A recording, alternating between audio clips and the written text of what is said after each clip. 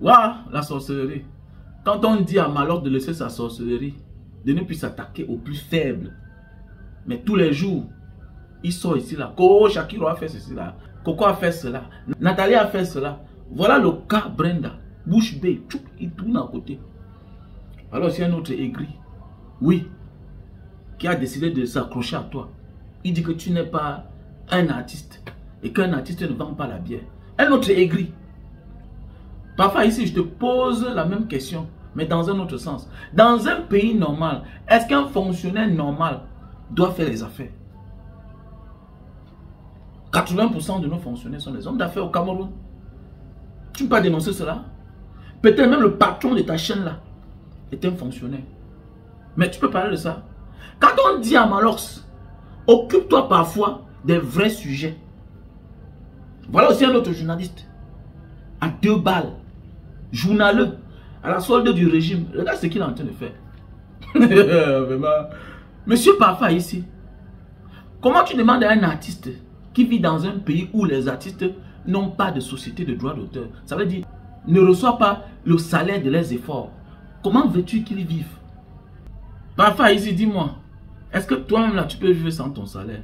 Chaque travail mérite un salaire. Ok?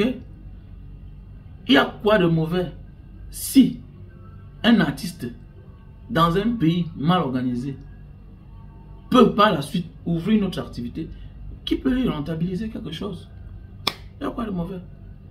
Ça, c'est juste de la moquerie. C'est tout à fait normal qu'il ouvre une petite activité. À côté, c'est normal. Comparativement à la légende Manu Dibango. Comment tu parles de Malox et tu mets à côté Manu Dibango? Ça, c'est de la sorcellerie. Manu Dibango vivait dans une société bien organisée de l'autre côté en Occident. Il vivait de son art. C'est tout à fait normal. Hein? Les sorciers. C'est quoi ça? Les Richard Bona vivaient de leur art. Parce qu'ils vivaient dans une société bien organisée. Et il y a des talents pleins en Afrique, au Cameroun surtout. Mais comme ils sont dans une société mal organisée, hein, parlez de vrais sujets. Même si l'artiste a le talent, il va faire des concerts où il y a les salles de spectacle. Non. Il y a les producteurs. Non. La société brassicole est obligée de voir l'artiste. Dis bon, tu vas représenter ma marque. Voilà, je te sponsorise. Mais oui. Et quand on parle de musique, on parle du showbiz. Le showbiz, c'est ça. Les producteurs sont souvent les propriétaires des snacks, des casinos, des boîtes de nuit. Et tous ces endroits-là, qu'est-ce qu'on fait là-bas? C'est l'alcool. Le gars a compris que la musique peut-être ne paye pas. Malgré que peut-être je n'ai pas assez le talent comme les autres. Ok?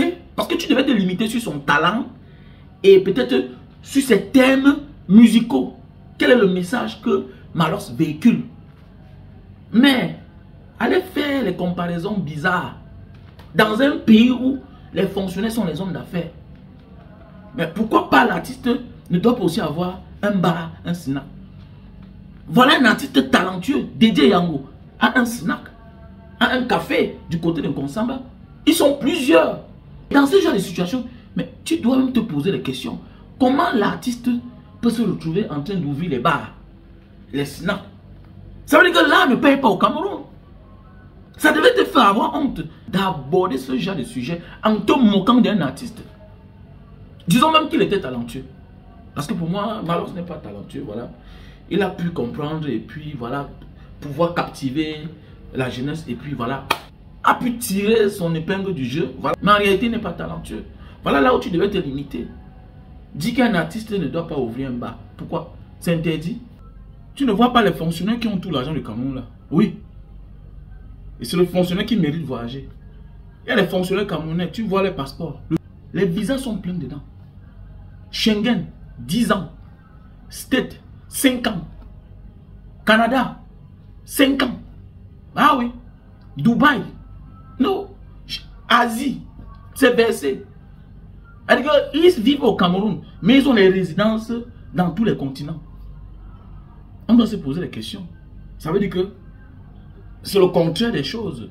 Ce sont eux qui dépouillent, qui volent les Camerounais.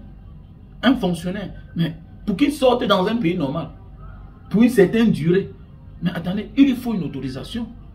Mais oui, il lui faut une autorisation. Mais là, c'est le contraire.